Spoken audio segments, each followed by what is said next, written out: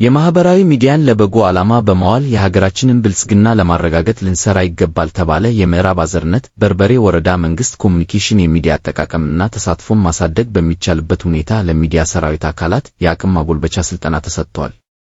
በመድረኩ የሚዲያ አጠቃቀምን በተመለከተ የመወያ ሰነድ በምዕራብ አዘርነት በርበሬ ወረዳ መንግስት ኮሙኒኬሽን ጽሕፈት ቤት ኃላፊ በአቶ ፋሩቅ ሐሰን በዝርዝር ቀርቦ ሰፊ ውይይት ተካሂዶበታል።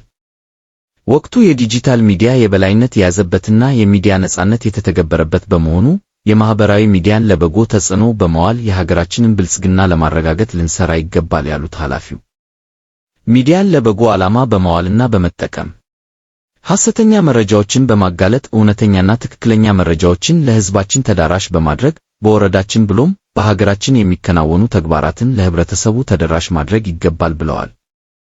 በዕለቱም የዜና ምንነትና የዜና አጻጻፍ ይዘቶች የያዘ ሰነድ በተቋሙ የኮሙኒኬሽንና ሚዲያ ግንኙነት ዳይሬክቶሬት በሆኑት በአቶ ኤልያስ አስናቀ የቀረበ ሲሆን ዜና ማለት ወቅታዊና ሚዛኑን የጠበቀ ትክክለኛነቱ የተረጋገጠ መረጃ ለማህበረሰቡ ማድረስ መሆኑን በማንሳት ለሰልጣኞች ግንዛቤ ተፈጥሯል።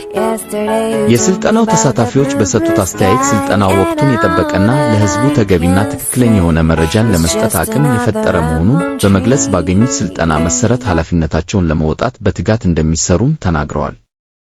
ዘገባው የምዕራብ አዘርነት በርበሬ ወረዳ መንግስት ኮሙኒኬሽን ነው።